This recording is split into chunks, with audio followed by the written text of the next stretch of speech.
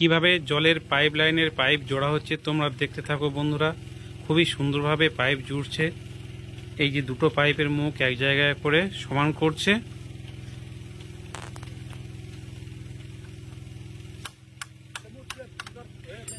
দুটো মুখ সমান হয়ে গেলে গামছা দিয়ে ভালো করে মুছে নিচ্ছে যাতে জয়েন্টটা খুব ভালো হয়।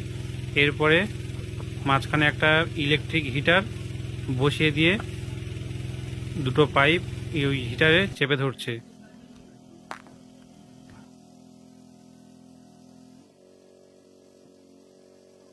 কিছুক্ষণ ওয়েট করার পরে দুটো পাইপের মুখ খুব সুন্দরভাবে গলে যাচ্ছে এবং কিছুক্ষণ পরে ওই হিটারটাকে আবার তুলে নেওয়া হচ্ছে। এরপরে মুখ দুটোকে জয়েন্ট করে দিয়ে পালিশ করে দেওয়া হচ্ছে, তার ফলে জয়েন্টটা